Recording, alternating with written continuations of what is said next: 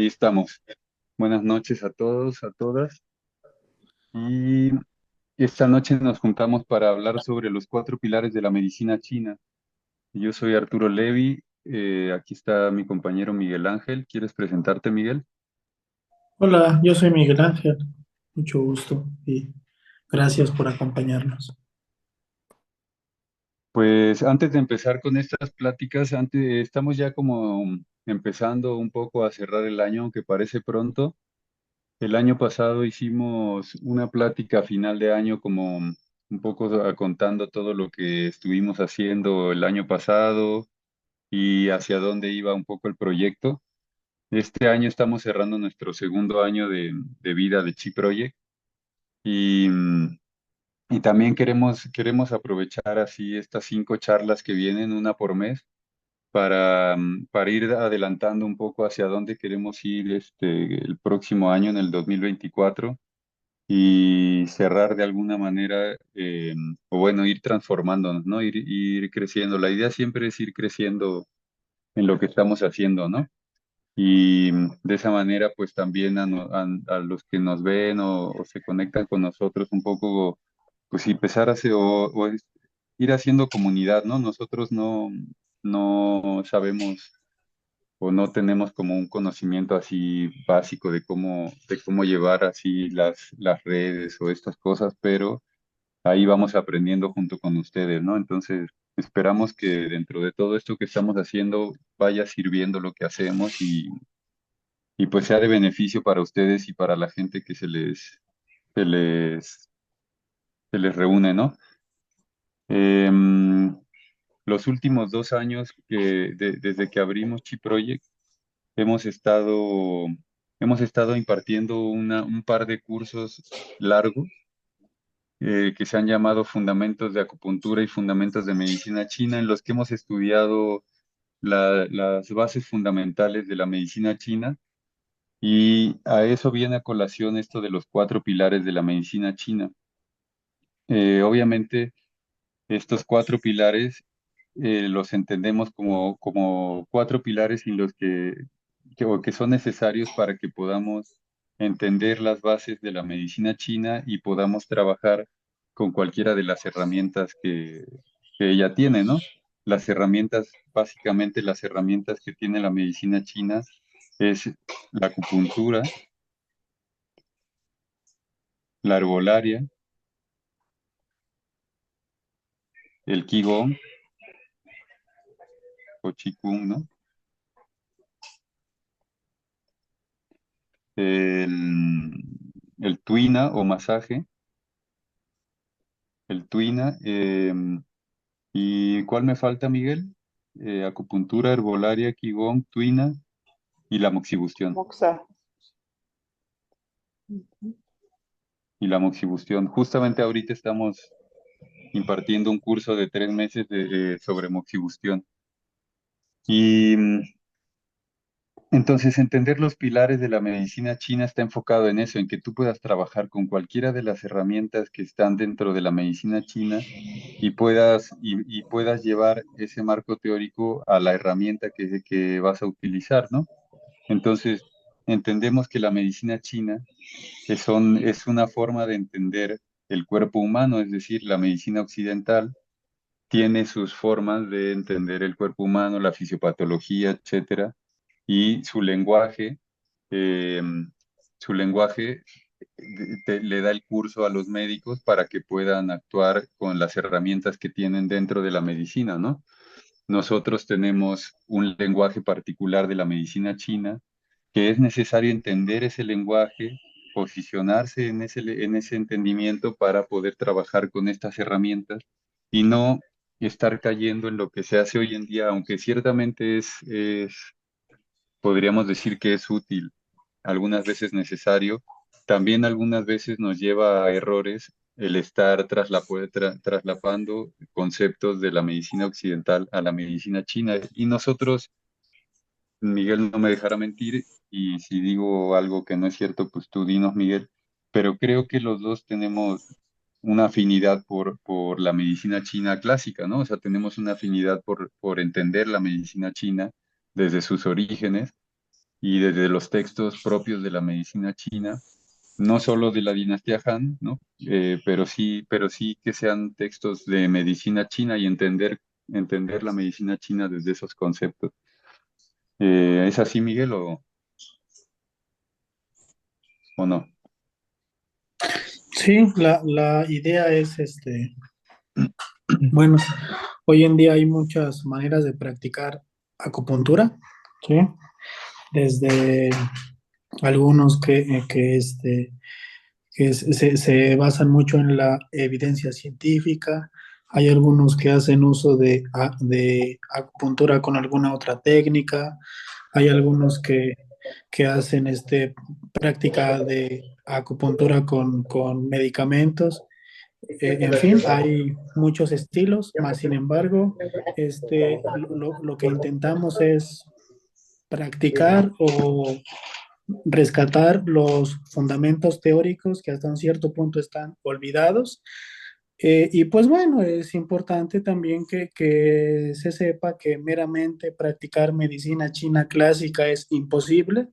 ¿Por qué? Porque para empezar, no somos chinos, para empezar, no crecimos de manera natural dentro de este medio, ¿sí? Bueno, yo hablo desde mi persona, yo no crecí de manera natural en esto. Yo no tuve ningún abuelo que fuera curandero, que, que, que curara con ciertas cosas, ¿no? Simplemente creo que la vida nos fue llevando hasta esto. Y también creo que el estilo de acupuntura que practica cada uno, creo que tiene que ver con el tipo de persona que es. Creo que tiene que ver mucho con la personalidad. Como mexicanos, pues bueno, tenemos mucha relación con los chinos, ¿sí? Y y pues bueno, creo que este gusto por lo clásico se remonta también hacia la tradición mexicana, sobre el uso de hierbas, sobre el uso de ciertos procesos de observación y de medicación, tanto para con uno como con los pacientes. Y pues bueno, este. Es muy interesante también que uno intente como rescatar esos principios de la medicina, porque realmente observar el cuerpo desde la perspectiva de lo clásico es algo muy interesante, ¿sí? Sobre todo porque pues es algo que está muy olvidado, ¿sí? Sí, Hoy en día es.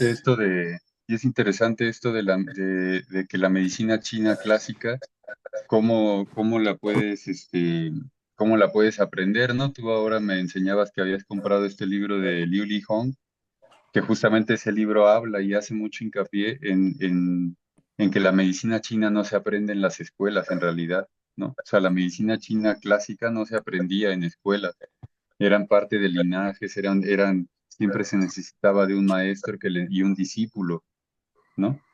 Y Sí, en ese sentido, ujú. ujú, Sí, sobre todo porque, pues bueno, hay algunos que provienen de universidades donde se imparte la licenciatura, hay algunos que vienen de cursos, hay algunos que vienen de algunos otros tipos de formaciones, pero también la perspectiva de lo clásico es hasta un cierto punto más humanista. ¿Por qué? Porque hay gente que tiene mucho talento, ¿sí? Hay gente que tiene mucho talento, hay gente que es muy hábil, tanto para el diagnóstico como para el tratamiento, desde una simple gripa hasta algo más o menos complejo, y eso es parte de lo clásico, ¿sí? De que realmente eh, no se necesita que uno use ciertos aparatos eléctricos, ciertos aparatos bajo ciertas frecuencias para poder interpretar lo que el cuerpo dice, ¿sí? Y eso podría remontar desde la Guerra del Opio hasta un libro muy famoso dentro del gremio de la práctica de la medicina china, que se llama La expresividad del cuerpo, de Shigeisha Kuriyama, donde se habla de la divergencia entre la medicina occidental, ¿sí? y la medicina tradicional china. Entonces, ver las expresiones que el cuerpo hace en un tiempo y en un espacio determinado forman parte de lo clásico, pero sobre todo permiten entender que el cuerpo realmente puede manifestar ciertos signos y ciertos síntomas, y estos signos y síntomas pueden ser resueltos en su momento y no hasta que llegue un estudio de laboratorio, por así decirlo. Y eso uno puede preguntar, bueno, ¿y eso qué participación tiene dentro del terreno clínico? Bueno, dentro del terreno clínico podemos comprender que hay cierta limitación en algunos casos mental por parte de los practicantes, ¿sí? Para comenzar de manera muy breve, en México la práctica de la medicina china dice que es alternativa o bien que es complementaria, ¿sí? Sí, puede ser que en algunos casos sea resolutiva si el paciente es tratado en tiempo y esta forma, y en algunos casos puede ser complementaria únicamente para mejorar la calidad de vida del enfermo, ¿vale? Pero lo que es importante reconocer es que visto desde este aspecto clásico, realmente no es alternativo ni es complementario, es resolutivo. Sí, es resolutivo, pero para poder resolver correctamente dentro de ese tiempo y dentro de ese espacio determinado, se requiere mucho conocimiento. Y ese Y aquí es conocimiento, donde, y aquí es donde hablamos de estos cuatro pilares, ¿no? Estos cuatro pilares, o sea, podríamos pensar en los dos principios fundamentales que hace rato los hablábamos. Estos dos principios, ¿cuáles son? El yin y el yang, ¿no? O sea, dentro del marco teórico de la medicina china necesitamos entender esos dos principios, que después en los ocho principios se entiende que estos dos principios tienen seis manifestaciones, donde puede estar el frío, el calor, el exceso, la insuficiencia, lo interior y lo exterior. Sin embargo, lo primero que uno debe estudiar es este pilar del yin yang, ¿no? Y a partir de ahí, entonces, cómo el yin yang se empieza a transformar o se empieza a necesitar ahondar un poco en el conocimiento del yin yang para llegar hasta los cinco movimientos, ¿no? Entonces es interesante esto que dice Miguel, porque, porque cuando uno observa el cuerpo, el cuerpo es un documento vivo, pues, ¿no? El cuerpo es un documento que uno puede leer, que uno puede aprender a leer, pero tienes que tener claro cómo las formas sobre las que la vas a leer. Es como los niños, a veces metes a un niño a una escuela y esa escuela no tiene no tiene unos límites, ¿no? No tiene un marco teórico sobre el que están llevando a ese niño. Y el niño, lógicamente, pues él va a crecer o sea, él va a crecer libre, pues, ¿no? Pero llega un momento en el que necesitamos una estructura para poder ir creciendo, como a las enredaderas. Tú pones una enredadera y pues si tú a esa enredadera no la vas guiando, eso crece todo despeinado.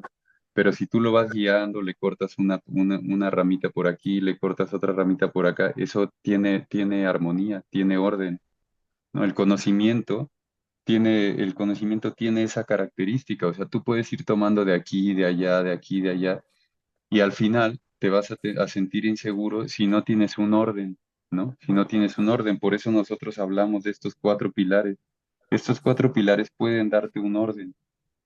Hay que empezar por el pilar del yin yang, pero para estudiar todas las manifestaciones clínicas que se pueden llegar a dar en un ser humano en un momento determinado, se queda corto. Sin embargo, estos son dos principios a los que siempre vamos a volver, ¿no? Siempre vamos a volver. Este principio, esta persona está dentro del aspecto yin, esta persona está dentro del aspecto yang, a esta persona le falta yang, a esta persona le falta yin, ¿no?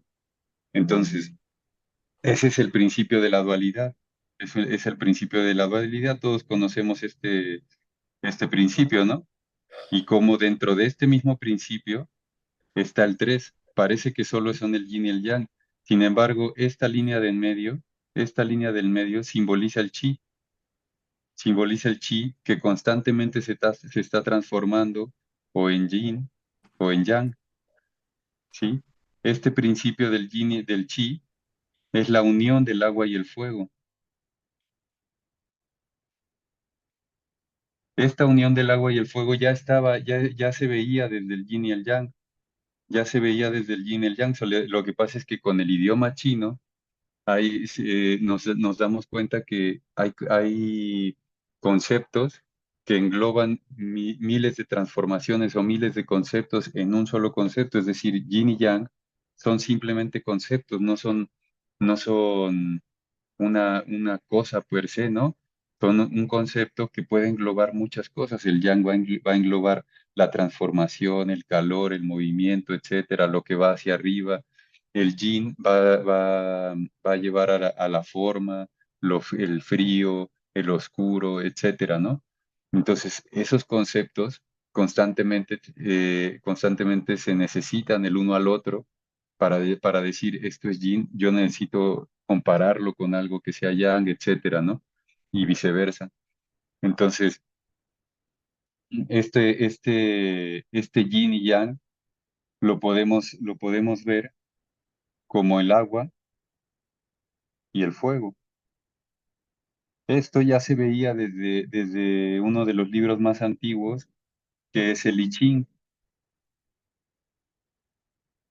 Se piensa que en el I Ching solo se habla de yin y yang, ¿no? Porque está la línea entera y la línea cortada. Y luego cómo se van combinando estos hasta formar trigramas o formar hexagramas, ¿no? Nos da las 81 transformaciones del universo conocido. Sin embargo, dentro de esta línea entera y línea cortada, ya existían las transformaciones, es decir, ya estamos hablando del agua y el fuego, y ya estamos hablando de un concepto en el que, mm, en el que el fuego tiene lo que quiere para poder transformarse es bajar a la posición del agua, ¿no? Y eso es lo que constantemente, si pudiéramos resumir la medicina china, lo resumiríamos en esto, en cómo el fuego puede llegar a posicionarse en el interior del agua. ¿Para qué? Para que el agua no sea estática. El fuego lo que hace es flamear, ¿no? El fuego flamea. Si el fuego está arriba, el fuego se va a terminar extinguiendo. Y el agua lo que hace es enfriarse, ¿no? Si el agua está abajo, se va a enfriar cada vez más y no va a tener movimiento, no va a tener forma de transformarse. Entonces, lo que se busca con la alquimia todo el tiempo es llevar este fuego al interior del agua, porque sólo así el agua se puede transformar en vapor y puede ascender para nutrir. Y este es el principio de la medicina china. Este es el primer pilar, entender el yin y el yang en ese contexto, en el contexto de lo que decíamos, de la dinastía Han, de los clásicos, etcétera, en el que si nosotros siempre tenemos en mente esto, entonces siempre vamos a tener en mente cómo hace el fuego para poder descender. Y ahí es donde aparecen los otros elementos, ¿no? Aparece la tierra en el centro, aparece la madera y aparece el metal.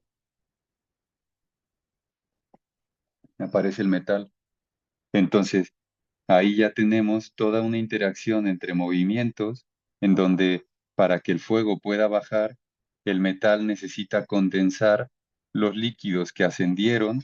¿Por qué? Porque el agua fue calentada por el fuego. Este acto de ser calentada por el fuego, una vez que el fuego llegó al interior del agua, el agua puede ascender en forma de vapor y puede ascender a través de la madera. La madera es doblarse y extenderse, es generar movimiento. Todo el movimiento fisiológico en el cuerpo lo pone la madera. De ahí viene este concepto de Xuxie, ¿no?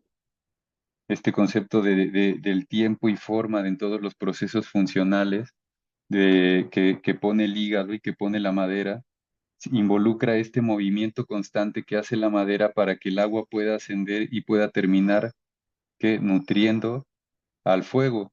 Una vez que el agua asciende hasta acá, lo que hace el metal es condensar estos líquidos que ascendieron en forma de vapor para envolver el fuego y entonces ayudarlo a precipitarse hacia la posición del agua. Y la Tierra constantemente está en el centro, haciendo como pivote, ¿no? Ascendiendo lo puro y descendiendo lo impuro. Y ese es el principio de los cinco movimientos. Este es el segundo pilar, ¿sí? Este es el segundo pilar. Eh, ¿Quieres decir algo de esto, Miguel? ¿De estos dos pilares? Este, pues creo que no. Creo que Vale. la información que dijiste fue basta. Solamente quizás un pequeño comentario es que esta manera cosmológica de ver los cinco movimientos, cinco fases, cinco elementos, como quieran decirles, comprende también dos aspectos, un aspecto empírico y un aspecto analítico. Y eso es algo muy interesante. Cuando se habla de un aspecto empírico, se habla de Sishen, que son los cuatro métodos de diagnóstico, y cuando se habla de un estudio analítico, se habla de Bagan, que son los ocho principios, ¿vale? ¿Cuáles son esos ocho principios? Es exterior, interior, es vacío, es plenitud, es calor, es frío, y es yin y es yang, ¿sí? Y curiosamente, lo más importante, bueno, todo es importante, pero lo más difícil al momento de analizar signos y síntomas para poder llegar a un diagnóstico, poder establecer una meta terapéutica, es comprender realmente el yin y el yang, por lo cual la interacción cosmológica de estos elementos, fenómenos, fases, etc., es vital dentro del terreno clínico, ¿sí? Bueno, es eso lo que quería decir. Exacto. Y hacia allá es hacia donde vamos con estos cuatro pilares. Una vez tenemos estos dos pilares que parece que se van creando a sí mismos, ¿no? Sin embargo, en este proceso se necesitan, o hay un momento en el que esto se lleva al cuerpo humano y entonces se dice, se dice que el fuego es el corazón, ¿no? Es el emperador, el metal es el pulmón, el agua son los riñones y y la madera es el hígado, ¿sí? La tierra entonces es el vaso y cada uno de estos órganos tiene una víscera que lo acompaña. En el caso del vaso tiene al estómago, en el caso del pulmón tiene al intestino grueso, en el caso del corazón tiene al intestino delgado, el hígado tiene a la vesícula biliar y los riñones tienen a la vejiga urinaria, ¿sí? Entonces aquí tenemos los mismos conceptos del yin yang y tenemos los mismos conceptos de los cinco movimientos, pero ahora tenemos la teoría de los Sanfu, ¿sí? Tenemos la teoría de los Sanfu en donde llevamos estos cinco movimientos y este yin yang a el aspecto corporal y entonces entendemos que hay un órgano Chang y hay un órgano Fu, es decir, Chang es un órgano tesoro, es un órgano que está sólido, ¿sí? Es un órgano que es sólido, que atesora, que almacena. ¿Qué almacenan estos órganos? Almacenan las esencias, ¿sí? Almacenan las esencias. Y los órganos Fu son los órganos taller. Estos órganos taller son huecos. Estos órganos taller procesan lo que viene de afuera del cuerpo para convertirlo en interno. Entonces, estos órganos taller lo que hacen es tomar lo externo y romperlo, transformarlo para poder extraer las esencias que los órganos Tsang van a almacenar posteriormente. Por eso se dice que, y esto lo podemos leer en el Su Wen, ¿no? Cada uno de estos movimientos está relacionado con una estación, ¿sí? Con una estación del año, con un color, con una temperatura, con una nota musical, con un sabor, eh, etcétera, ¿no? Con un alimento, con un animal, con un rumbo, ¿no? El este, el oeste, etcétera. Entonces, cada uno de estos eso es parte de la teoría de los cinco movimientos, ¿sí? Todas estas correspondencias, pero en los Sanfu, entonces tú tienes ya tienes la manifestación en cada uno de estos órganos y el capítulo 8 del Su Wen, los libros más antiguos, los libros de medicina que actualmente se conocen como los más antiguos en medicina china, es el Huang Di Neijing, y está dividido en Su Wen y en Ling Shu, ¿sí? Em, de la misma dinastía Han, sí, para los que no sepan, la dinastía Han abarca desde el 200 antes de Cristo al 220, me parece, después de Cristo, ¿no? Más o menos, es un periodo como de 400 años. Y en ese periodo de 400 años se compila una serie de conocimientos, no solo de medicina, de política, de muchas otras cosas, de sexualidad, de reglas para la sociedad, etcétera. Se empieza a compilar todo ese conocimiento y se le da forma a todo esto, ¿sí?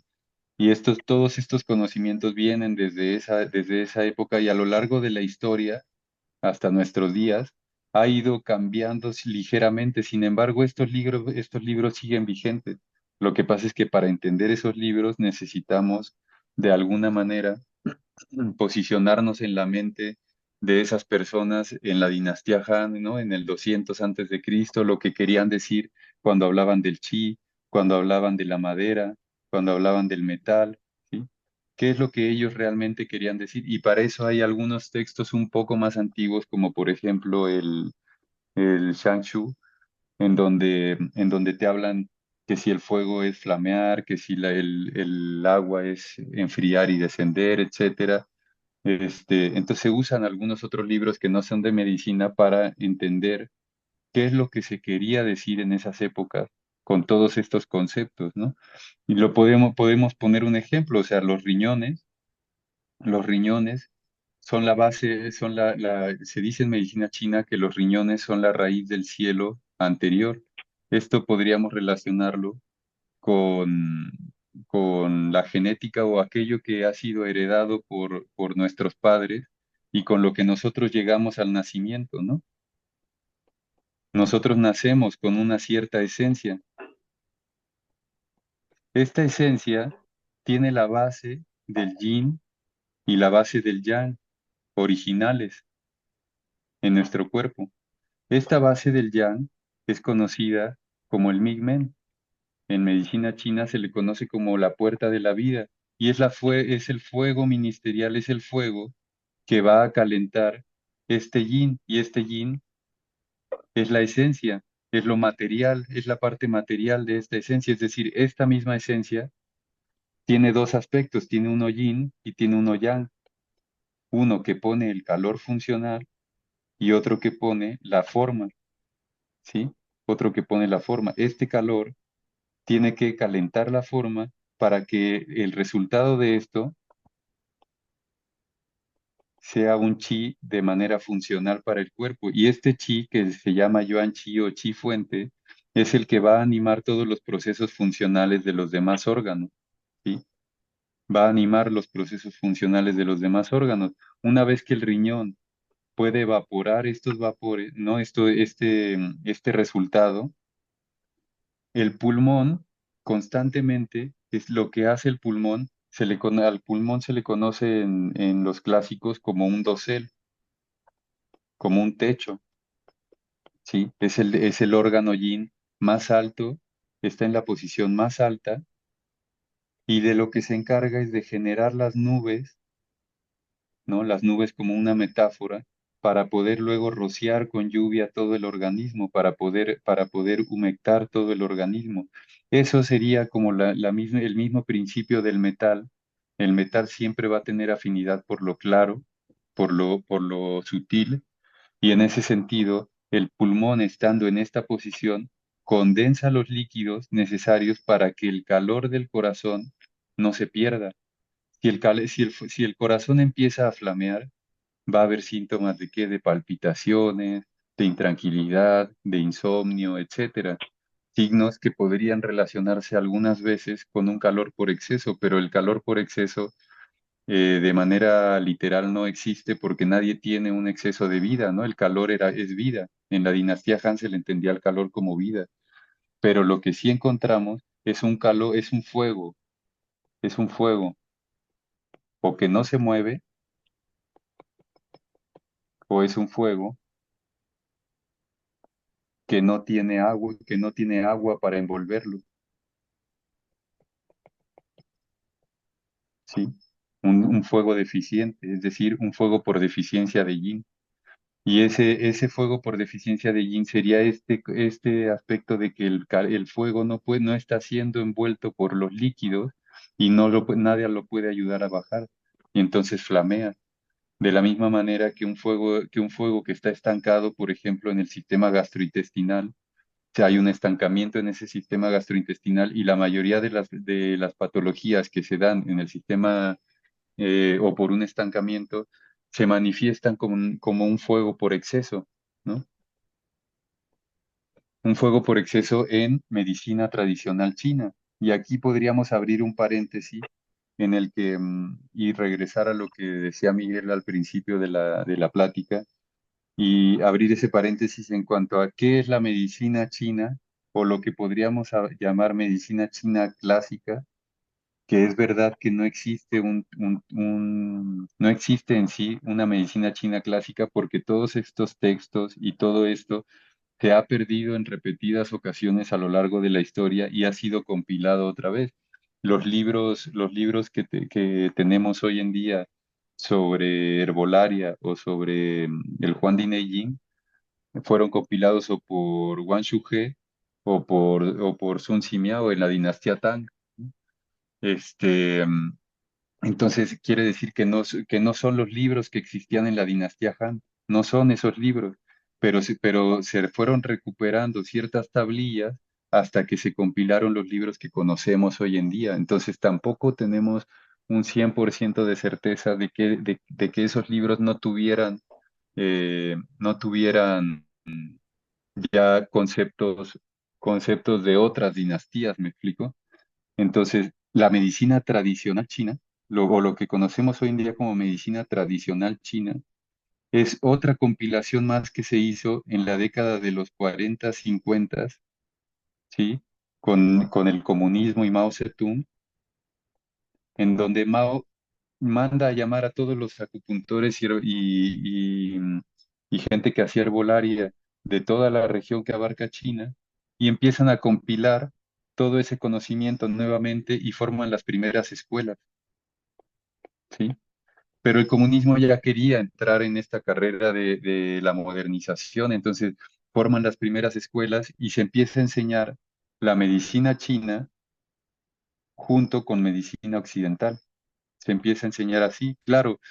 Los primeros maestros de estas escuelas eran maestros clásicos que aprendieron con maestros, eran discípulos de alguien, pero ellos ya formaron médicos en escuelas. Ujú.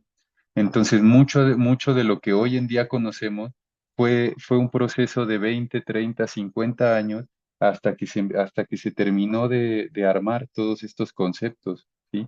Y nosotros tomamos a veces esto como si fuera una ley, y no es una ley. Hay muchas maneras de hacer acupuntura o de hacer medicina china, muchas maneras. No hay una sola forma, ¿sí? Esto fue como ese ligero paréntesis, ¿no? Pero esta forma de entenderlo, si se fijan, ya es muy raro que nos enseñen los cinco movimientos en la forma cosmológica. Casi siempre ya estamos acostumbrados a que nos los enseñen así, ¿sí? Y nos enseñan ya nada más que si la tierra crea metal, que si el metal crea agua, el agua crea madera, la madera crea fuego, el fuego crea tierra, y luego este, los otros ciclos, ¿no? Dentro de los cinco movimientos. Pero para entender realmente los elementos o los movimientos hay que entender esta forma cosmológica y su implicación en la fisiopatología, ¿sí? Primero la fisiología y después la patología, porque aquí ya se empieza a hacer un poco más complejo. Lo interesante del último principio del que vamos a hablar hoy, lo interesante es que es un principio en el que llegamos a los yin luo, ¿sí? Canales y colaterales. Yin son canales y luo son colaterales, ¿sí? Esta teoría de los canales y los colaterales también fue una teoría que a lo largo de la historia se le quitó peso y se le dio solo simplemente el peso de que estos canales y colaterales, pues es el lugar en donde están las cavidades, los puntos, y uno se aprende los puntos casi de manera fisiológica, lo que hace cada punto y los usa de esa manera. Y se perdió el concepto de que estos canales y colaterales tienen una implicación en la fisiología. Esta implicación en la fisiología está descrita desde el Su Wen y desde el Lin Shu. Ya está descrita esta implicación en la fisiología, pero hay que aprender los canales y los colaterales, no solo por el hecho de aprenderlos con sus nombres, ¿sí? Hay que aprender qué es lo que hace el Tai Yang, qué es lo que hace el, el Xiao Yang, el Yang Ming, ¿sí? Todo esto, estos tres canales, como parte del sistema externo. Y después tenemos el Tai Yin, el Shao Yin y el Yue Yin.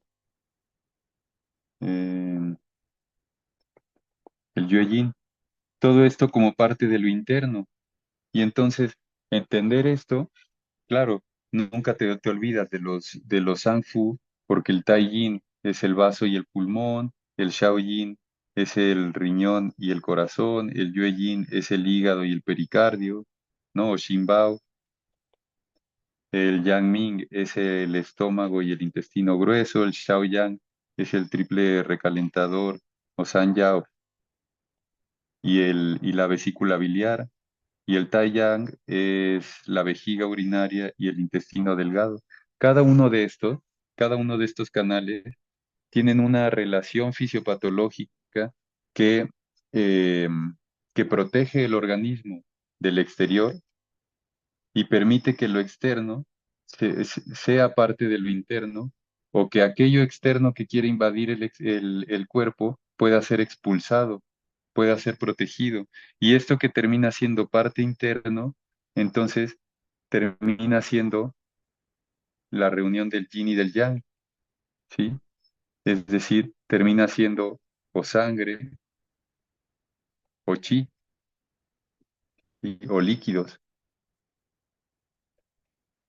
Y entonces esta teoría es en donde cobra vida las demás teorías. Estas teorías realmente cobran vida y sobre todo tienen una importancia mayor. Quizá en esta teoría de los Sanfu tenga una importancia un poco mayor para la herbolaria, pero esta teoría de los Yin Luo y la interacción de cada uno de los canales y su relación fisiopatológica tiene una importancia muy grande para la acupuntura,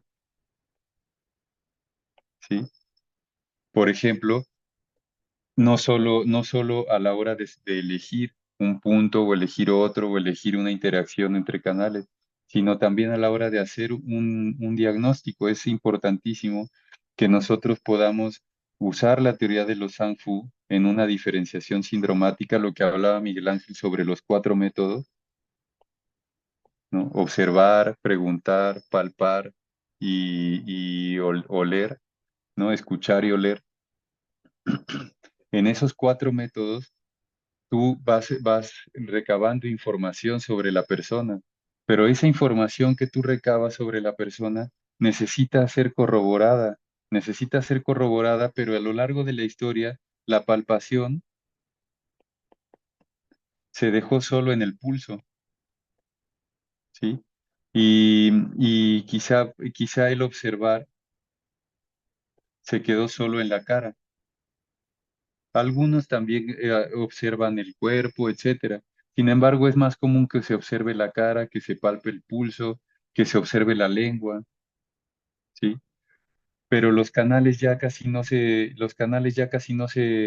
palpan. Sin embargo, es importantísimo palpar los canales. Y en la dinastía Han, los canales principalmente abarcan de las rodillas a los pies y de los codos a las manos. Y ese es el espacio que uno debe observar y palpar constantemente. Y después uno palpa y observa el abdomen y la espalda. Observas y palpas el abdomen y la espalda, la temperatura, la forma, el color, la humectación, la, la, la, ¿cómo se llama? Si está seco, si está húmedo, etcétera. Y el conjunto de esos cuatro pilares van a formar entonces esto, o le van a dar forma a la forma de hacer medicina china en la actualidad, ¿sí? Esa es la importancia para nosotros de entender estos cuatro pilares y cómo se ha ido sobre todo la teoría de los Yin Luo, se ha ido relegando a otro nivel, ¿no? Y creo que es importante que empecemos a darle un peso a esta teoría de los Yin Luo para el diagnóstico, para el diagnóstico y no solo para el tratamiento. ¿No? No sé si quieres decir algo, Miguel, o abrimos la parte de preguntas. ¿Está el Miguel por ahí o se fue? Creo que se fue, ¿verdad? Se le debe haber apagado. ¿Alguien tiene alguna pregunta?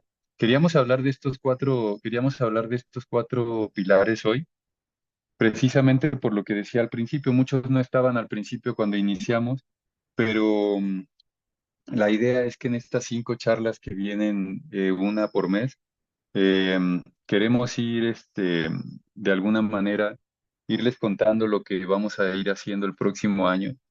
Eh, Obviamente todos se han dado cuenta, los que nos han estado siguiendo y acompañando durante unos meses, que ha habido meses en los que no hemos podido reunirnos, pues porque el trabajo ha sido muy intenso para todos y, y el estudio ha sido también intenso. Entonces no estamos pudiendo reunirnos semanalmente. Sin embargo, no queremos perder este espacio, no queremos perder este espacio y también nos hemos dado cuenta que mucha gente o no ha entrado o no participan, etcétera. Y creo que es importante empezar a formar un poco más una comunidad, ¿no? Y en esto de formar una comunidad también está, pues, poder compartir conocimiento, etcétera, no solo de nosotros hacia ustedes, sino también de ustedes a nosotros y poder interactuar más. Entonces, algunos cambios que estamos haciendo es que en los últimos 2 años hemos impartido algunas formaciones grandes de fundamentos, un poco todo esto que estamos hablando, pero más minucioso y durante todo un año. Hemos impartido estas formaciones de fundamentos en acupuntura y en medicina china, en donde hemos explorado primero los fundamentos teóricos de la medicina china y después hemos estudiado todos los fundamentos de la acupuntura en cuanto a ir punto por punto y canal por canal, entender los recorridos de los canales, recorrido interno, recorrido externo, recorrido del canal divergente, el canal luo, el tendino muscular, cómo podemos trabajar con cada uno de ellos. y las funciones de cada uno de los puntos, combinaciones de puntos, etcétera. Eso es lo que hemos estado haciendo. Este año, en noviembre, el 8 de noviembre, vamos a abrir nuestra primera formación presencial en Tepoztlán, Morelos, en México. Esto porque ciertamente, aunque hay mucha teoría que se puede estudiar online, ciertamente muchos nos han pedido que lo hagamos presencial, pero también hay muchas cosas que no se pueden enseñar online. Entonces, queremos empezar a hacer esto acá en Tepoztlán, empezar a dar esta formación que es larga, que dura un año y que nos vamos a ver una vez por semana aquí en Tepoztlán. Para quienes estén interesados que nos contacten. Por ahí está María José, que María José nos va a estar ayudando también a recibir la llamada de la gente o los mensajes de la gente, etcétera. Ahorita que se presente María José. Y, y, y online, vamos a seguir trabajando online, pero lo que queremos hacer es hacer cursos cortos en los que poder ahondar todavía más profundo de lo que hemos hecho estos últimos 2 años. Por ejemplo, vamos a empezar el año en enero. A finales de enero empezaremos con 2 meses, casi 3 meses de los fundamentos en donde estudiaremos el yin yang, los 5 movimientos y las sustancias vitales. Lo estudiaremos a profundidad, ¿no? Desde los clásicos. eh, Estudiaremos estas principales teorías. Después haremos un cursito corto de un mes, algo así, sobre los Yin Luo, ¿no? Sobre un poco lo general de los Yin Luo, pero obviamente mucho más a profundidad de lo que lo hemos estado haciendo. Y después iremos haciendo cursos cortos de un mes o 2 meses sobre la fisiopatología de cada una de los órganos y de las vísceras, es decir, la fisiopatología del pulmón, su canal, etcétera, y luego los puntos del canal, y luego iremos haciendo la diferenciación sindromática de todo del pulmón, ¿no? Y así nos aventaremos, no sé cuánto vaya a durar eso, pero es lo que es un poco los cambios que iremos dándole online. Igualmente estamos siempre abiertos a propuestas, a comentarios. Ahora sí no sé si alguien quiere preguntar algo, quiere decir algo.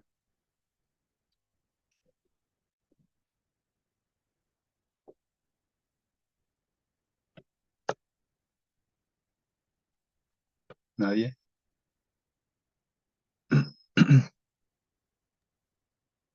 Hola, buenas noches. Buenas noches. ¿Quién eres? Toño, de Ciudad de México. Ah, ¿qué onda, Toño? Bueno, sí me han interesado los cursos que están impartiendo ya en Otlán, Morelos, de Otlán, ¿verdad? Pero la verdad es que se me Tepoztlán, complica un poco Tepoztlán. los proyectos de Otlán. Entonces, ya sabes, había, aunque parece cerca de la ciudad, sí está un poquito complicado para mí porque Ya. las fechas que nos han impartido, considero, es como que también las fechas que más citas tengo. Entonces, a reagendarme y todo eso, pues sí se me complica, ¿no? Pero sí me interesa mucho retomar, reforzar mucho las prácticas de estudio que han estado efectuando, ¿no? Y Sí, como dices, vivencial, presencial, porque no es lo mismo que teórico. Eso es claro. lo único que quería comentar. Pero pues, todo que han aportado el grupo ha favorecido a sintetizar muchas cosas y a veces me llegan oportunamente y digo, ay, bendito sea este grupo, bendito, pues aplicarme, ¿no? Y luego reviso y dije, ay, ¿cómo era? Y ya, así. Entonces, Sí, pues la idea del grupo de WhatsApp es esa, que podamos ahí propicia, compartir dudas, que podamos compartir este conocimiento, siempre relacionado a la medicina china, es lo único que les pedimos, que no empezar a irnos hacia otros temas o poner información de otros cursos, etcétera, exacto, que siempre esté relacionado con la medicina china y con los cursos que estamos dando para que no sea todo un rollo ahí, ¿no? Porque luego hay muchos así es, grupos y te saturas de información. así Pero es, sí, hay que seguir compartiendo en eso. Y cuando se pueda que sí, vengan acá a Tepoztlán, son bienvenidos, ya saben. Muchas gracias. así es, muchas gracias. ¿Tú te quieres presentar, María José? Sí, está bien. Hola, buenas noches a todos. Pues mi nombre es María José y bueno, voy a estar apoyando al equipo de Miguel, de Levi, con la información, con los cursos que ellos van a estar compartiendo, con las fechas, porque a veces entre una u otra cosa se nos olvida. Pero bueno, yo voy a estarles recordando. Este, igual les voy a estar llamando para los que estén interesados y como lo mencionaba Levi, tenemos que hacer crecer esta comunidad. Es un grupo muy grande y bueno, pues cualquier duda pueden escribirme por un mensajito y en cuanto tenga la información que Arturo y Miguel me compartan, pues yo se las voy a poder hacer llegar. Muchas gracias. Es que sí, la verdad a veces nos saturamos de tantas cosas y no podemos, yo sí, a veces yo me siento con este rollo de que no les puedo dar o seguimiento a la gente o no puedo, pues no me da la vida para estar entre el consultorio y todo, ¿no? Entonces, muchas gracias, María José. Va a ser de gran ayuda. ¿Alguien más Aquí tiene estoy. alguna duda o alguien había levantado la mano, Gabriel?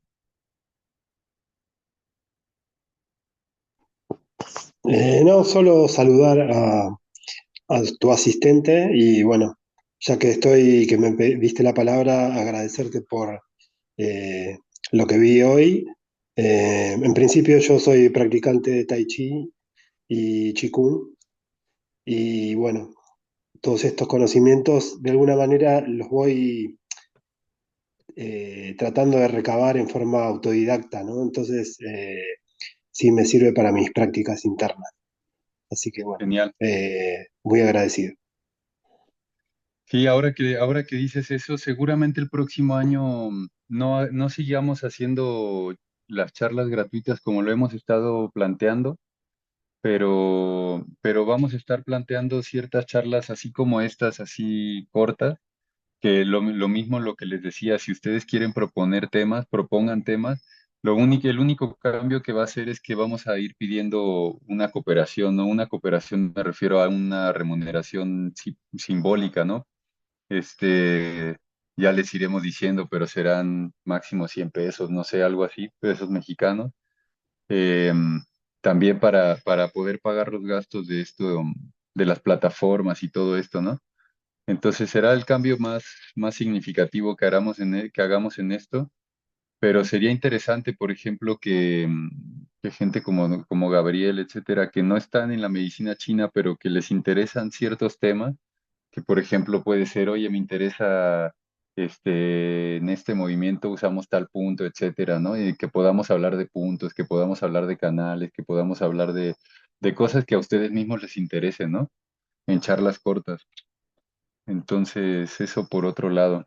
¿Alguien más? ¿Alguien más quiere decir algo o ya nos despedimos?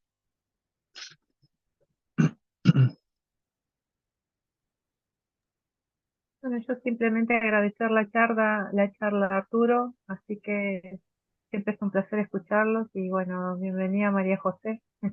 Un saludo. Gracias, Adriana. Pues muchas gracias a todos. Si nadie tiene nada más, nos despedimos por ahora. Nos vemos el próximo mes que hacemos la otra charla. Ahí nos vemos. ¿Va? Muchas gracias. Cuídense mucho. Muchas gracias por conectarse. Sí, buenas noches. Gracias a Chao, buenas ustedes, buenas noches. noches. Hasta luego, buenas noches a todos. Gracias. Hasta luego. Levi. Chao, chao.